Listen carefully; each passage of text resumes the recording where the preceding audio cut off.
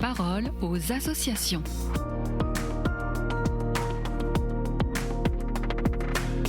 Bienvenue dans la parole aux associations. Je suis aujourd'hui avec Bénédicte Bretéché, vice-présidente des associations familiales catholiques. Bonjour. Bonjour Alice. L'Assemblée nationale vient d'adopter en procédure accélérée ce lundi 1er juin la proposition de loi visant à protéger les enfants et à lutter contre les violences en milieu scolaire. Alors quel est le contenu de ce texte ?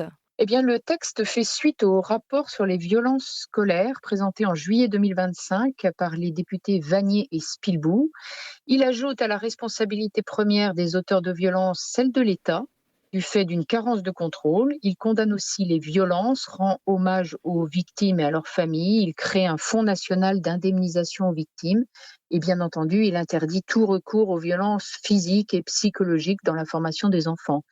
Par ailleurs, des dispositions préventives comme la recherche d'antécédents judiciaires, le croisement des fichiers sur le personnel scolaire seront mis à disposition des responsables des établissements et les sanctions seront renforcées. Alors les AFC dénoncent un texte opportuniste pour justifier une offensive contre l'enseignement privé. Et quelles en sont les raisons ? Eh bien, notons tout d'abord que si les premiers articles reconnaissent implicitement la responsabilité systémique de l'éducation nationale, ils ne prévoient cependant pas d'enquête, de sanctions ou de réforme pour une administration qui n'accomplit pas sa mission fondamentale.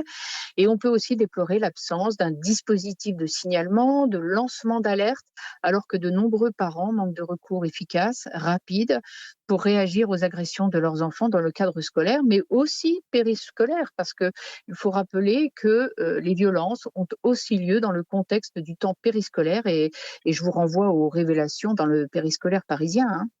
Et puis, pour répondre à votre question, Alice, il faut ajouter que le texte entend appliquer à l'enseignement privé sous contrat de nouvelles contraintes de contrôle, avec notamment des conseils académiques de l'enseignement privé institués dans chaque académie en renfort du pilotage de l'État, et que, je cite, l'ensemble des aspects de la vie des élèves pourra être contrôlé. Et puis, de nouvelles missions sociales seront attribuées à l'enseignement privé sous contrat, alors que les moyens alloués à tous ces établissements ne sont pas toujours versés dans de nombreuses communes. Alors, toutes ces mesures, avec l'intrusion notamment d'un conseil académique dédié au contrôle des seuls établissements de l'enseignement privé sous contrat, viennent estomper le caractère propre de ces établissements essentiellement catholiques, et ils portent atteinte à la liberté d'enseignement. Et puis, il faut rajouter que le texte sous-entend également que les problèmes seraient plus importants au sein de l'enseignement privé, sans même chercher à faire la lumière sur les abus au sein de l'enseignement public et du périscolaire public.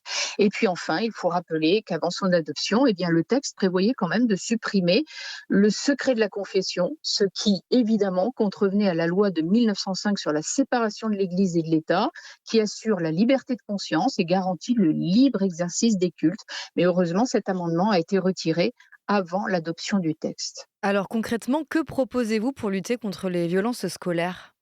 Eh bien, comme je vous le disais, n'oublions pas que les violences ont souvent lieu dans le cadre périscolaire. Et la loi Peillon de 2013, qui a élargi le temps périscolaire en mettant en œuvre la semaine de 4 jours et demi, il conviendrait que ces garderies soient déclarées notamment en structure d'accueil des mineurs, avec les mêmes règles de contrôle, de prévention, d'exigence en matière de formation du personnel, étant donné surtout la proximité, la fréquentation, le lien d'autorité qui les lie aux enfants.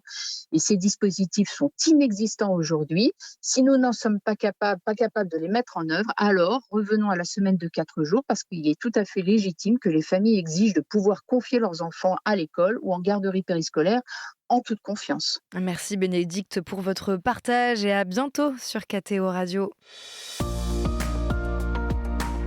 La parole aux associations.